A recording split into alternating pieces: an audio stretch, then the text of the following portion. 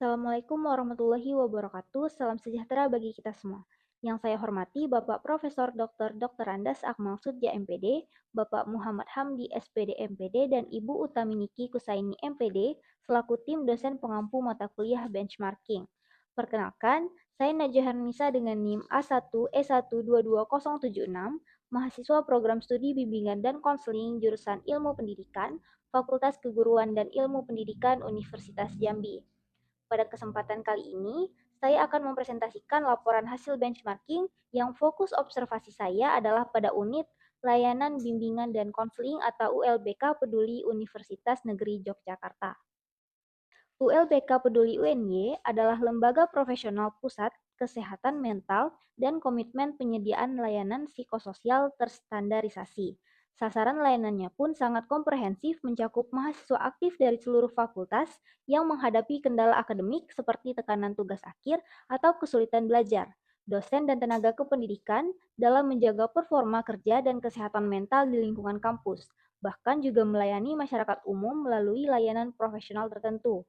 Hal ini membuktikan bahwa ULBK Peduli UNY telah menerapkan layanan bimbingan dan konseling yang tidak hanya bersifat kuratif tetapi juga preventif dan developmental bagi seluruh penggunanya. Salah satu temuan menarik dalam laporan saya adalah dukungan sistem berupa fasilitas fisik gedung. Berdasarkan observasi video layanan, gedung ULBK UNY berlokasi di kompleks kampus UNY, seberang Plaza UNY tepatnya di belakang kantor pos dan sebelah timur KPRI. Gedung didesain dengan konsep pemisahan zona yang sangat ketat untuk menjamin prinsip kerahasiaan dan kenyamanan konseli. Lantai pertama difungsikan sebagai area publik yang mencakup lobi, area administrasi, ruang tamu, dan ruang kepala unit. Strategi ini memastikan bahwa aktivitas administrasi tidak mengganggu jalannya sesi bantuan profesional.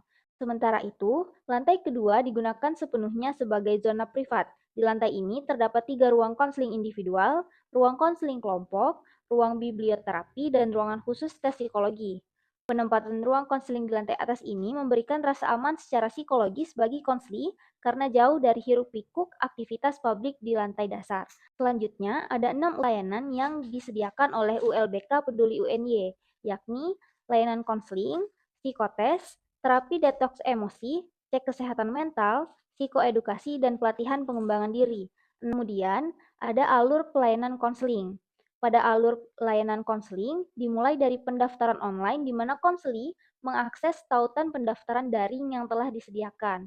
Selanjutnya, asesmen awal atau intake, calon konseli wajib mengisi data awal mengenai kondisi psikologis pada laman pendaftaran.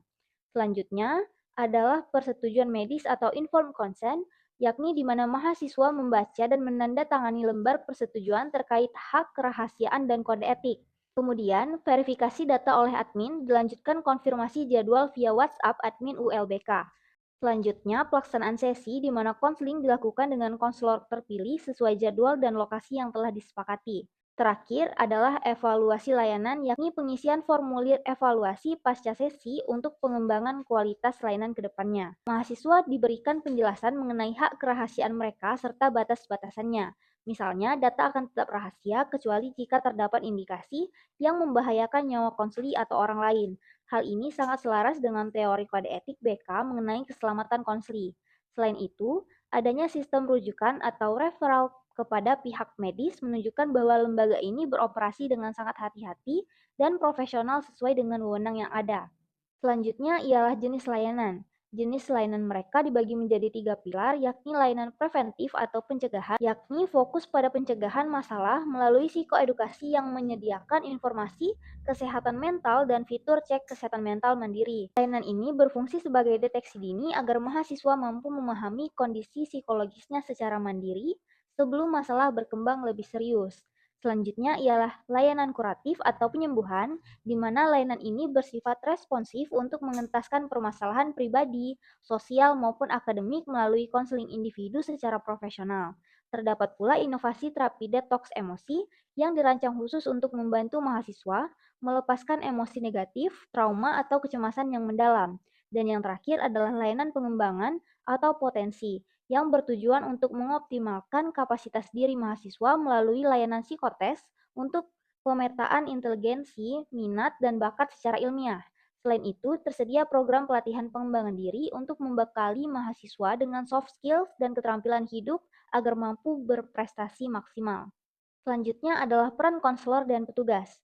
Lembaga ini didukung oleh total 23 konselor profesional dan tim psikolog klinis. Menariknya, terdapat klasifikasi tenaga ahli yang sangat beragam, mulai dari overseas graduate professionals dari universitas ternama dunia, seperti Ohio University, SM Malaysia, dan University of Nottingham. Berikut adalah profil konselor berdasarkan klasifikasi keahliannya. Selanjutnya, jenis kasus dan pendekatan konseling.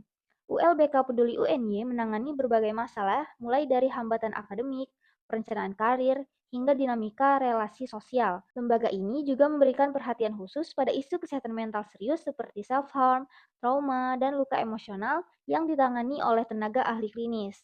Fokus permasalahannya yakni akademik seperti kesulitan belajar dan hambatan penyelesaian tugas akhir. Selanjutnya, pribadi sosial berupa masalah hubungan keluarga, teman sebaya, dan penyesuaian masyarakat.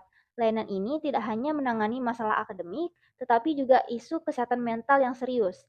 Sebagaimana tercantum dalam profil tenaga ahlinya, lembaga ini menyediakan penanganan khusus untuk masalah self-harm, kecenderungan bunuh diri, hingga luka emosional dan overthinking.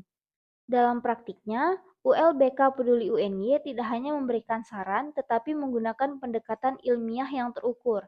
Misalnya CBT digunakan untuk membantu mahasiswa yang mengalami hambatan akademik akibat pola pikir negatif. Selanjutnya adalah analisis perbandingan. Praktik pelayanan di ULBK Peduli UNY secara konsisten mengintegrasikan landasan konseptual pola BK 17+ dan model BK komprehensif ke dalam sistem pelayanan digital.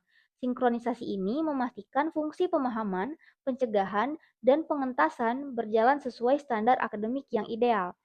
Kesesuaian teori berupa implementasi 4 pilar BK komprehensif terwujud melalui layanan dasar atau psikoedukasi, layanan responsif, konseling dan detox emosi, perencanaan individual yakni psikotes, serta dukungan sistem melalui manajemen organisasi yang profesional dan transparan. Perbedaan praktik mereka yakni berupa adaptasi cyber counseling menjadi pembeda utama di mana pendaftaran online, cek kesehatan mental mandiri, dan koordinasi via WhatsApp merespon kebutuhan generasi Z. Strategi screening mandiri juga digunakan secara kreatif untuk mengatasi rasio keterbatasan jumlah konselor. Selanjutnya masuk ke refleksi akademik. Keunggulan utama ULBK Peduli UNY adalah keberhasilan digitalisasi layanan yang sangat relevan dengan kebutuhan mahasiswa generasi Z. Fitur seperti cek kesehatan mental dan pendaftaran online memberikan aksesibilitas yang cepat tanpa hambatan birokrasi yang rumit. Dukungan tim yang sangat kredibel, mulai dari psikolog klinis hingga konselor lulusan luar negeri, memastikan intervensi yang diberikan bersifat komprehensif dan profesional. Tantangan terbesar yang dihadapi adalah rasio jumlah konselor yang tidak sebanding dengan puluhan ribu populasi mahasiswa, sehingga risiko munculnya daftar tunggu atau waiting list menjadi hal yang sulit dihindari. Selain itu, interaksi virtual dalam cyber counseling memiliki tantangan tersendiri dalam menangkap isyarat nonverbal konseling secara utuh dibandingkan dengan sesi tatap muka langsung. Masuk ke dalam rekomendasi perbaikan, yakni perlu adanya pengembangan sistem rujukan otomatis agar hasil screening yang berisiko tinggi bisa langsung mendapatkan jadwal konseling prioritas. Selain itu, fitur cek kesehatan mental sebaiknya diletakkan di halaman utama website agar lebih mudah ditemukan oleh mahasiswa sebagai langkah awal dari pencegahan. Untuk mengedukasi mahasiswa, konten sebaiknya lebih variatif seperti menggunakan podcast Tanyor yang sudah ada atau video pendek agar lebih menarik. Terakhir, sistem antrian konseling harus dibuat lebih transparan untuk mengatasi terbatasnya jumlah konselor yang tersedia. Terakhir adalah kesimpulan, yakni layanan BK sudah berjalan sangat baik melalui sistem pendaftaran online dan cyber counseling. Selain itu, digitalisasi mempermudah mahasiswa menjangkau bantuan profesional tanpa hambatan birokrasi. Namun, perlu adanya peningkatan pada sistem rujukan otomatis dan keberagaman media psikoedukasi agar layanan semakin optimal. Demikian presentasi saya, lebih dan kurangnya saya mohon maaf. Saya akhiri, wassalamualaikum warahmatullahi wabarakatuh.